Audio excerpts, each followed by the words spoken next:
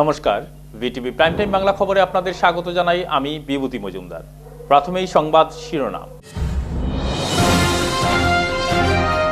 কালীপুজোর রাতে ঘটল অঘটন, আমরাঘাটে সড়ক দুর্ঘটনায় যুবকের মৃত্যু।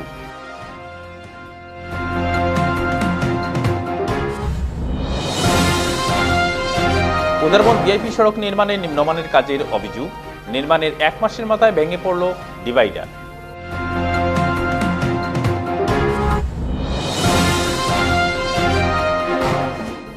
সোনাই সমবায় সমিতির বোর্ড অফ ডিরেক্টর নির্বাচন, মনোনয়ন জমা নেওয়া হলো রবিবার।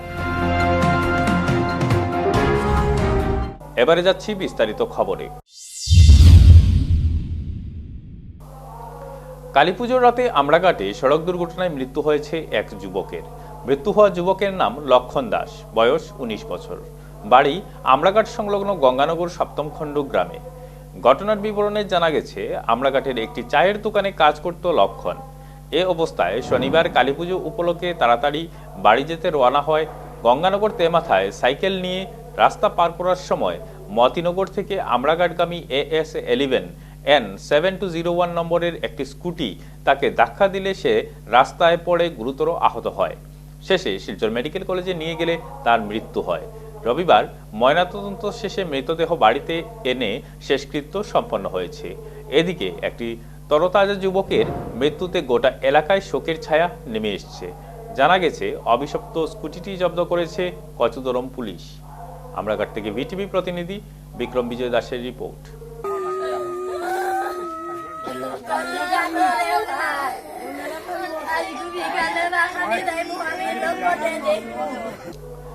নির্মাণের 1 মাসের মধ্যেই ভেঙে পড়ল ভিআইপি সড়কের ডিভাইডার। ভিআইপি সড়কের ড্রেন ও ডিভাইডার নির্মাণে ব্যাপক অনিয়মের অভিযোগ তুললেন স্থানীয়রা। ভিআইপি সড়কের নির্মাণ কাজ নিম্নমানের হচ্ছে বলে অভিযোগ এনে স্থানীয়রা বলেন, 4 লেনের ভিআইপি সড়কের ডিভাইডার ও ড্রেন নির্মাণে ব্যাপক অনিয়ম করছে ঠিকাদারি সংস্থা NPL।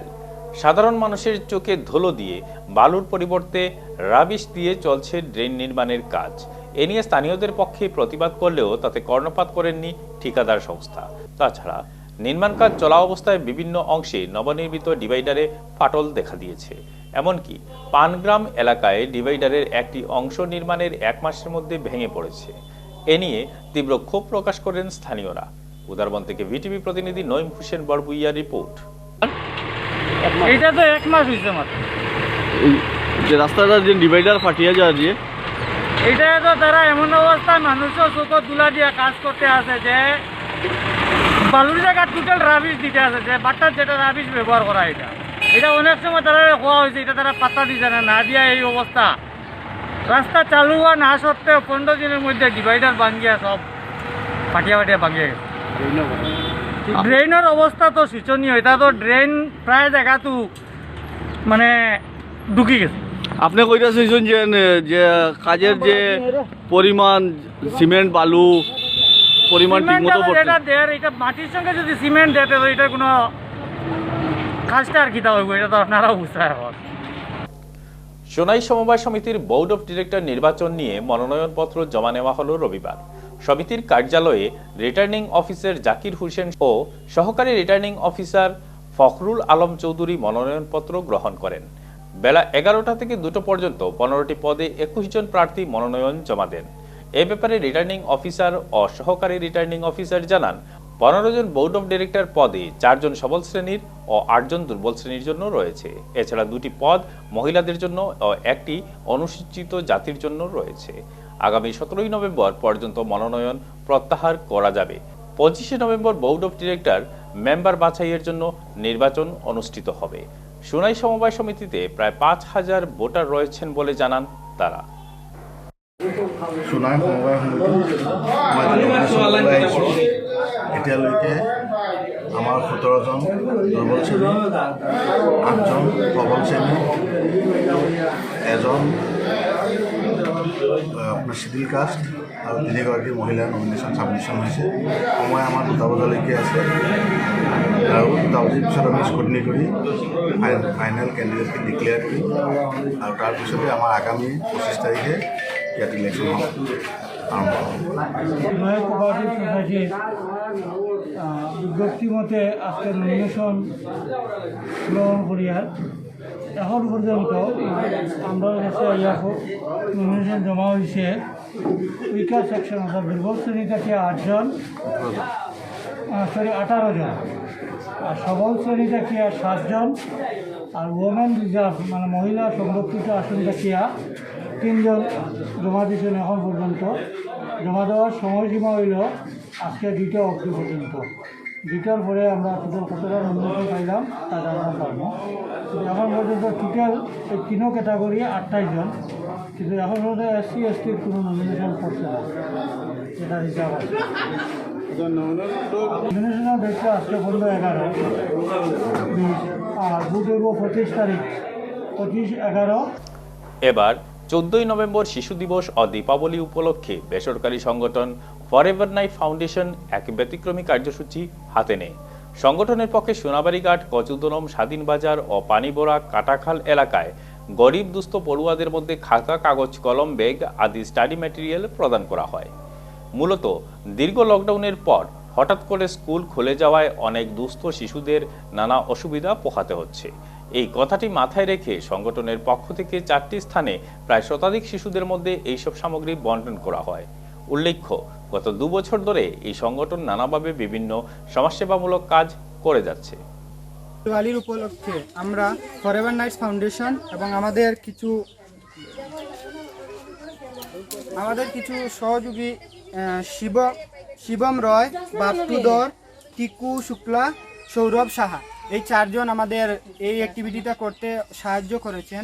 এই জন্য ওদের আমরা ধন্যবাদ জানাই। এই অ্যাক্টিভিটির মূল উদ্দেশ্য হচ্ছে যে লকডাউনের জন্য যারা গরিব বাচ্চাদের যে মানে পড়াশোনা একটু থেমে গিয়েছিল, এখন হঠাৎ করে এইটা স্টার্ট হয়ে গেছে, তো ওদের কাছে স্টাডি ম্যাটেরিয়ালের অভাব দেখা দিয়েছে, যার জন্য ওরা পড়াশোনা মানে চালিয়ে যেতে পারছে না। এইটাই আমরা ভাবলাম যে ওদের একটু যদি সাহায্য করে ওদের পড়াশোনাটা রিস্টার্ট করার একটু সুযোগ দিই, তাহলে একটু মানে ভালো হবে।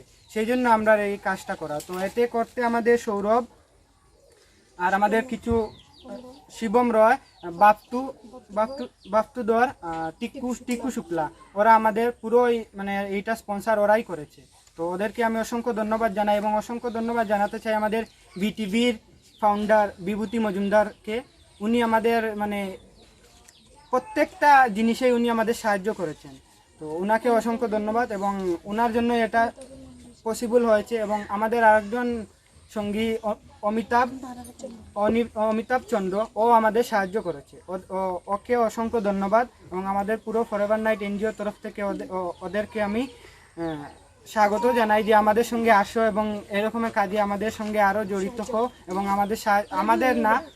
আমাদের একটু অ্যাক্টিভিটিতে সাহায্য করো এবং আমাদের সহযোগী হয়ে থাকো। থ্যাংক ইউ সবাইকে বলতে চাইবো যারা যারা আমাদেরকে এই যে প্রোগ্রামটা অ্যাক্টিভিটিটা হলো মানে এই পক্ষে যারা যারা সাহায্য করছে। First Shibam Roy, second Baptu Dhar, third Tiku Shukla, fourth Amitabh, fifth Sourav, আর বাকি আমাদের সাথে এনজিও মেম্বার্সরা সবাইকে থ্যাংক ইউ বলতে চাইবো। স্পেশাল থ্যাঙ্কস বলতে চাইবো আমাদের ভিটিভি প্রোডাকশনের ডাইরেক্টর বিভূতি দাদাকে। থ্যাংক ইউ সো মাচ দাদা, বিভূতি দাদা আপনার থ্যাংক ইউ সো মাচ, আপনার সাহায্যে এই আমাদের পুরো অনুষ্ঠানটা সম্পূর্ণ হয়েছে।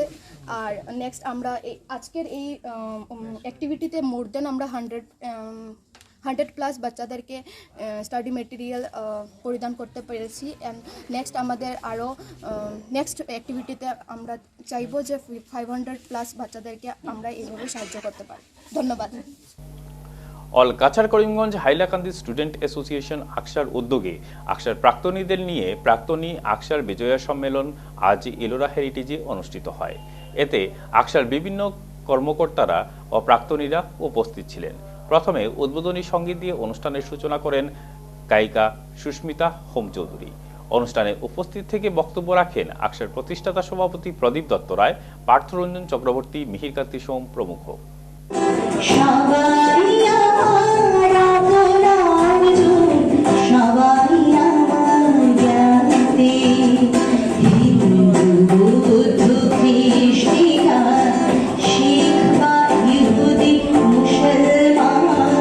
আমার চোখে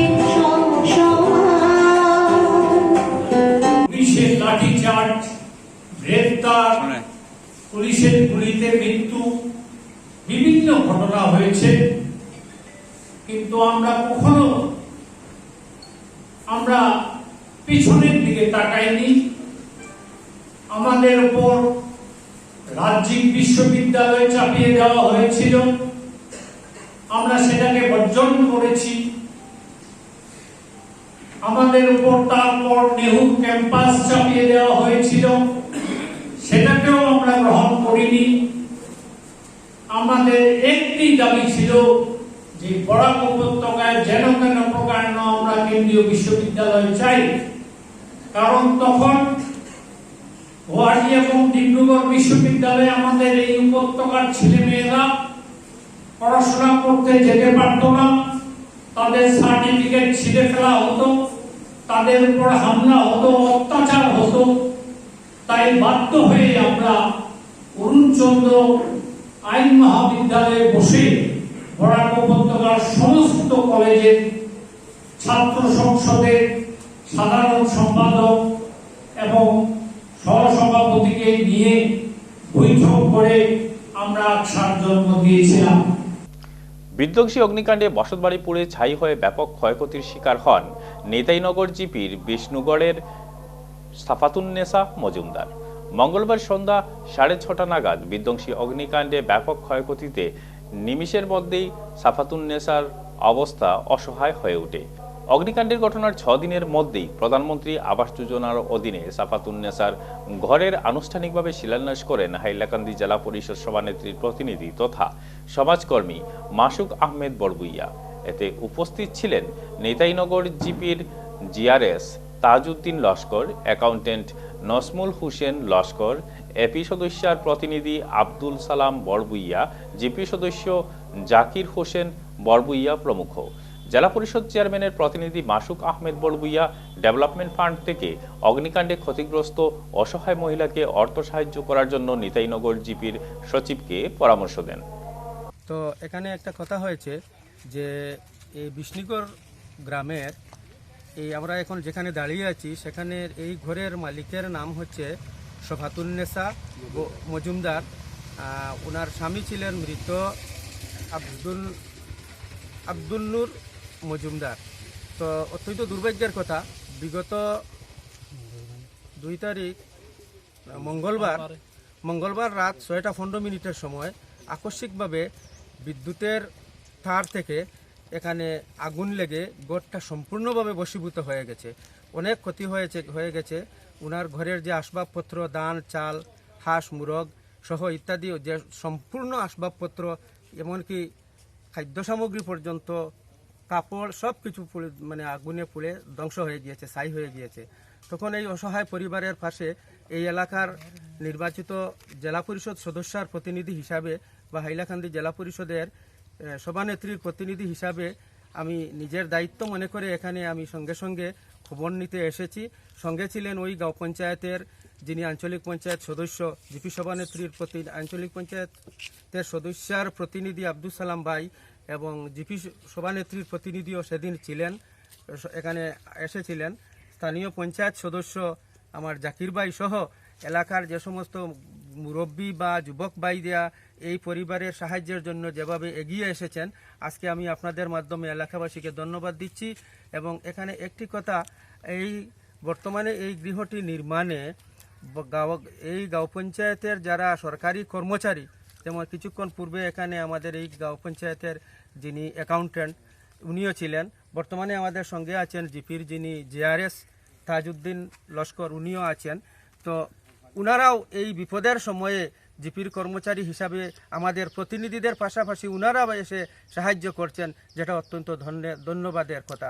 আমি উনাদিকেও ধন্যবাদ দিচ্ছি।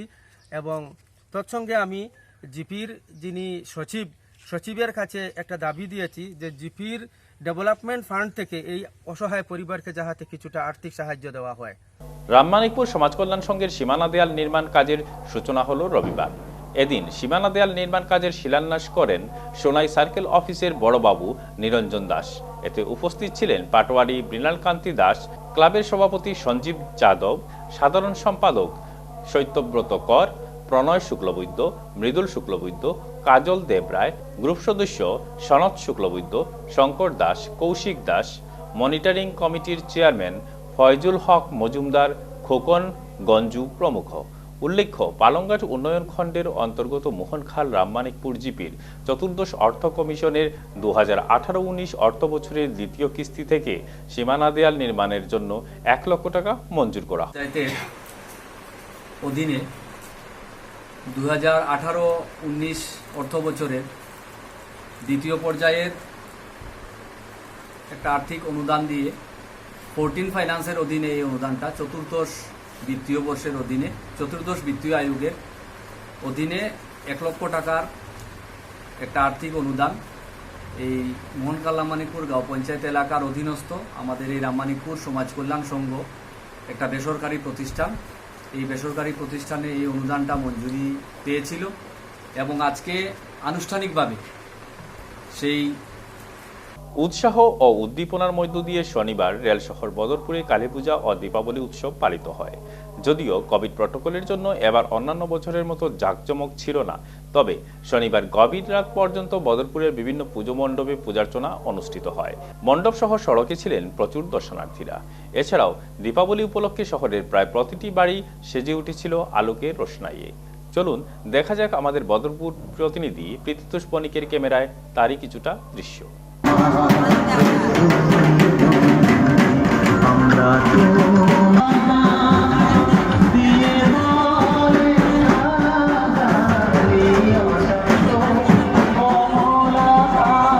এদিকে রবিবার দ্বিতীয় দিনেও শিলচর শ্মশানঘাটে প্রচুর দর্শনার্থীদের ভিড় লক্ষ্য করা গেছে। সন্ধ্যা থেকেই মা কালীর দর্শনে প্রচুর দর্শনার্থীরা শিলচর শ্মশানঘাটে ভিড় জমান। আমরা শিলচর শ্মশানঘাট পুজো কমিটির পক্ষ থেকে শিলচর শ্মশানঘাটে আগত ভক্তদের কাছে শেষ করার আগে সংবাদ শিরোনাম আরও একবার। কালী পুজোর রাতে ঘটল অঘটন, আমড়াঘাটে সড়ক দুর্ঘটনায় যুবকের মৃত্যু।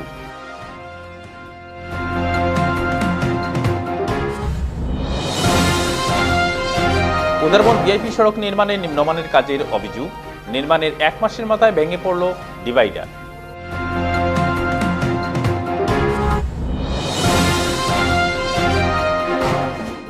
সোনাই সমবায় সমিতির বোর্ড অফ ডিরেক্টর নির্বাচন, মনোনয়ন জমা নেওয়া হলো রবিবার।